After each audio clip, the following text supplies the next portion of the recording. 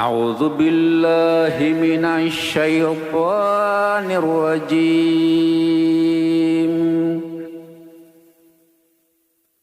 Bismillahirrahmanirrahim. Iqra bismi rabbikal ladzi khalaq. Khalaqal insana min 'alaq. Iqra rabbukal akram. Alladzi 'allama bil qalam. 'Allamal insana ma lam ya'lam. Sadaqallahul azim.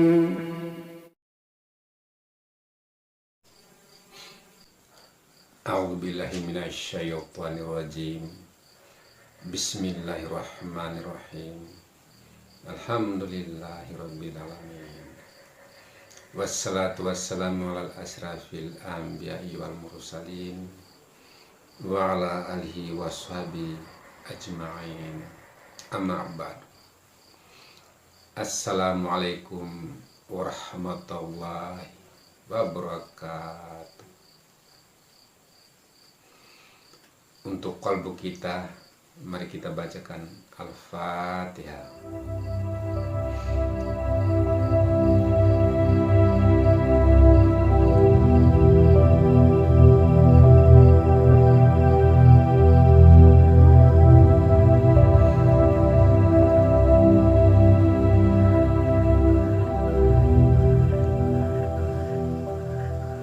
Amin, amin, ya Rabbil alamin. Saudara-saudaraku serta handai tolan yang dirahmati Allah Subhanahu wa Ta'ala, dimanapun Anda berada, alhamdulillah atas izinnya kita dipertemukan lagi untuk membaca dan belajar memahami isi daripada kitabnya, yaitu Al-Quran yang mulia. Semoga Tuhan berkenan memberikan hidayahnya agar kita dapat dengan mudah memahaminya. Dan semoga saudara-saudara sekalian pada saat ini dalam kondisi sehat walafiat, sehat jasmani dan rohani. Amin, ya Rabbil alamin. Dan pelajaran kita pada kali ini masih di surah Al-Fatihah, ayat Maliki Yaumiddin, artinya pemilik hari pembalasan. Ayat ini ada tafsirannya dari Departemen Agama. Artinya hari waktu manusia menerima pembalasan amal baik dan buruk. Disebut juga hari perhitungan, hari ditimbangnya segala amal perbuatan selama masih hidup di dunia.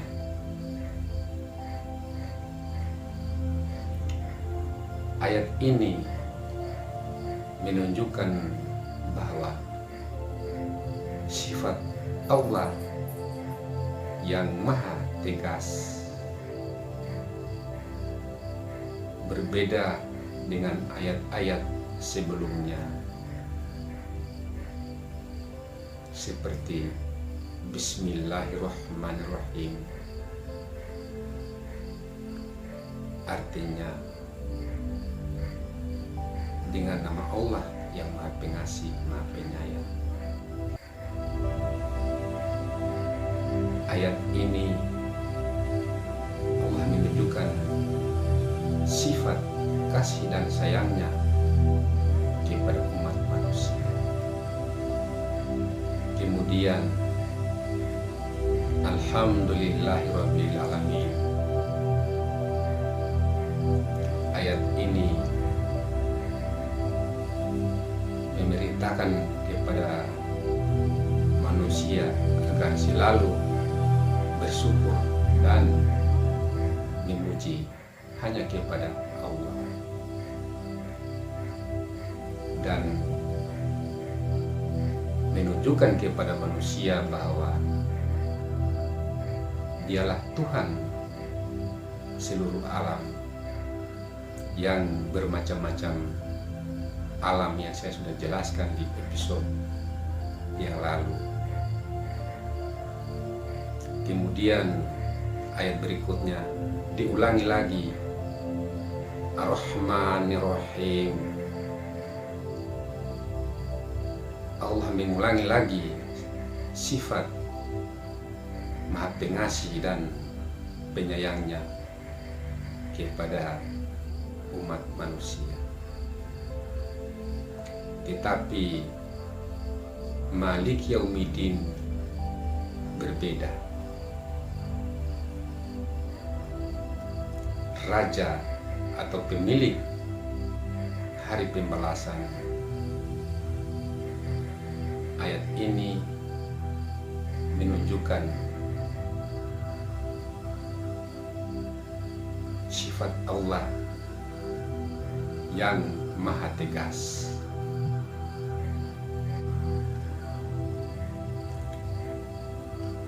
Saking tegasnya sampai-sampai Tuhan bertanya kepada manusia pada hari itu, seperti yang dijelaskan dalam ayat ini.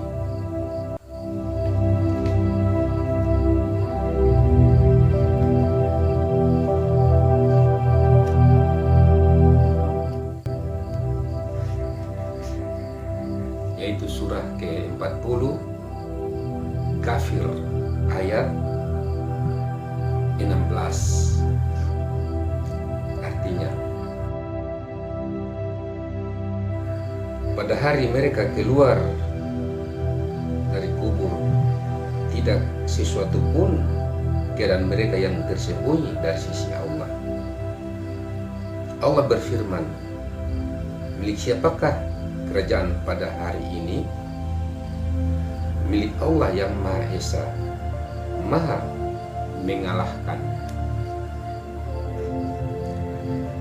Ini dalilnya bahwa Allah bertanya kepada manusia pada hari itu, milik siapakah kerajaan pada hari ini?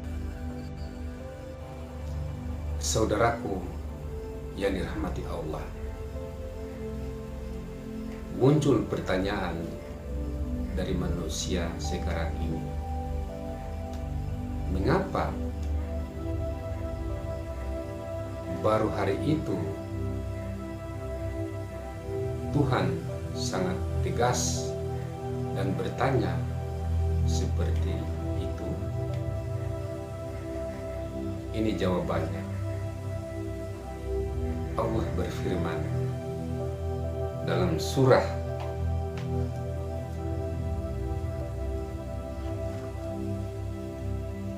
Surah 2 Al-Baqarah ayat 30 dan 31.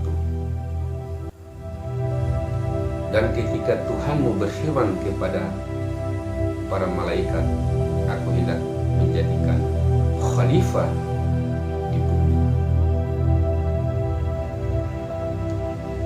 Tafsiran Departemen Agama, khalifah artinya pemimpin atau penguasa.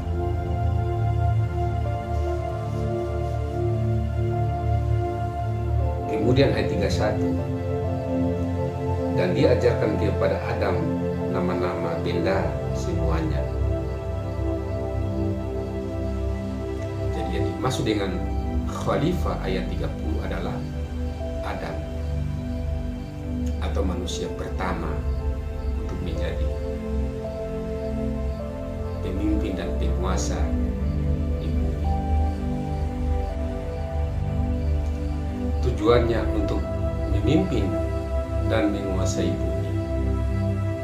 Sebab seperti yang saudara lihat, di bumi ini banyak sekali makhluk selain manusia. Dan Tuhan telah memberikan kuasanya kepada manusia untuk memimpin makhluk-makhluk yang lain, sekaligus membangun peradaban yang lebih baik dari sebelumnya. Itulah sebabnya di dunia ini banyak sekali penguasa dan bertingkat-tingkat, mulai dari tingkat yang paling rendah dan yang paling tinggi, baik pangkat, jabatan maupun harta. Contoh, kepala keluarga. Kepala keluarga pun disebut pemimpin. Dialah pemimpin dalam keluarga dia, atau dialah penguasa dalam keluarga dia. Kemudian di atasnya lagi adalah ketua RT. Ketua RT adalah pemimpin di dalam lingkungannya dia. Di atasnya lagi kepala desa. Kepala desa adalah pemimpin dan penguasa di desa itu, sampai di tingkat yang paling tinggi, yaitu presiden. Presiden adalah pemimpin dan penguasa di suatu negara. Di atas presiden yang paling tinggi adalah Tuhan yang Maha Esa. Kemudian orang biasa, tapi dia dikaruniai harta, dialah pemimpin daripada harta tersebut.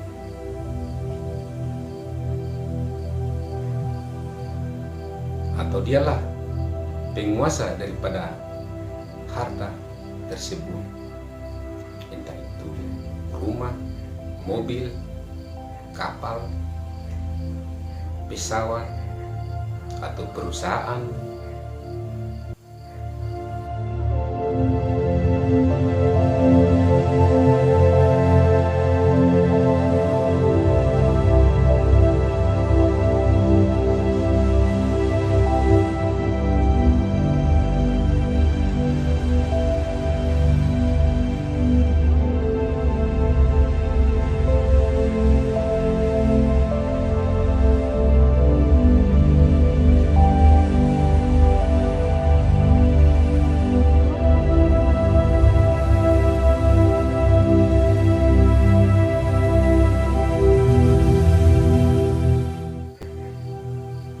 Kemudian manusia diberi petunjuk dan hukum yang ada di dalam kitab-kitabnya. Ada orang yang menaatinya, banyak juga orang-orang yang melanggarnya. Namun Tuhan memberikan juga kepada manusia kemerdekaan, kebebasan keluasan, dan segala macam kenikmatan. Sehingga Tuhan bertanya berulang-ulang di dalam surat Ar-Rahman, Fabi ai ala rabbikuma tukadziban. Nikmat Tuhanmu yang manakah yang kamu dustakan? Ayat ini sangat dalam maknanya. Artinya, apa yang manusia dapatkan di muka bumi ini hakikatnya adalah pemberian dari Tuhan, atau hanya titipannya saja. Yang namanya titipan, suatu waktu pemiliknya akan datang mengambilnya. Kapan itu? Kembali lagi ke Maliki Yaumiddin. Itulah waktu untuk Tuhan menanyakan segala sesuatunya. Dialah pemilik yang sesungguhnya, yang dititipin pangkat dan jabatan akan ditanya tentang pangkat dan jabatannya. Untuk apa dia gunakan? Apakah untuk menolong orang, ataukah untuk menakut-nakuti orang? Kemudian yang dititipin harta, di jalan apa dia gunakan hartanya? Untuk berfoya-foyakah? Untuk memperkaya diri sendirikah? Atau untuk mengsedekahkan atau memberi makan orang miskin? Yang dititipin ilmu, untuk apa dia gunakan ilmunya? Dia mengajarkannya kepada orang lain atau tidak? Atau bahkan dia tidak mengamalkannya ilmu tersebut? Yang dititipin anak, ke jalan mana dia mengarahkan anaknya?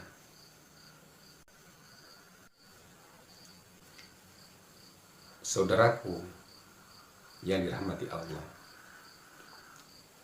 dan kalau begini modelnya, mending kita nggak usah punya pangkat dan jabatan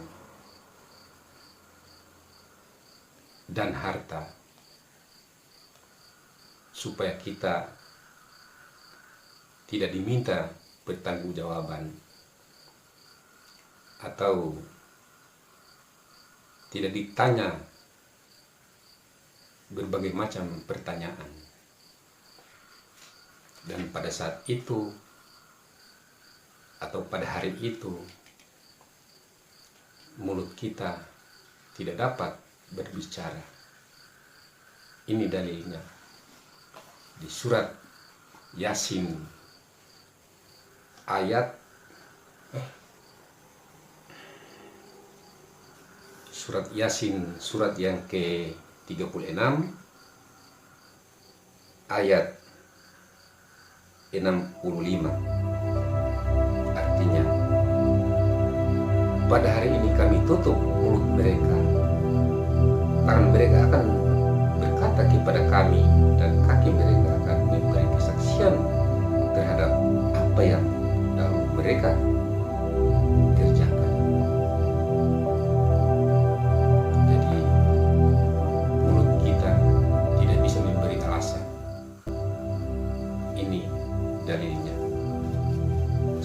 Yasin ayat 65. Dan pada hari itu saudara, berlakulah surah Al-A'raf, surat yang ke-7 ayat 8, yang artinya timbangan pada hari itu menjadi ukuran kebenaran, maka barang siapa berat timbangan kebaikannya, mereka itulah orang yang beruntung. Ayat ke-9-nya, dan barang siapa ringan timbangan kebaikannya, maka mereka itulah orang yang telah merugikan dirinya sendiri, karena mereka mengingkari ayat-ayat Kami. Inilah yang pernah saya bahas di episode-episode awal. Yakinlah kepada Al-Quran ini saudara. Yakinlah kepada ayat-ayat Allah ini. Tidak ada keraguan di dalamnya. Nah, ini ayat ke-9 inilah yang menjelaskan, dan barang siapa ringan timbangan kebaikannya, maka mereka itulah orang-orang yang telah merugikan dirinya sendiri, karena mereka mengingkari ayat-ayat Kami. Kemudian surah yang berlaku berikutnya pada hari itu ialah surat yang ke-99 Al-Zalzalah ayat 7 dan 8. Maka barang siapa mengerjakan kebaikan seberat zarah, niscaya dia akan melihatnya, dan barang siapa mengerjakan kejahatan seberat zarah, niscaya dia akan melihat balasannya.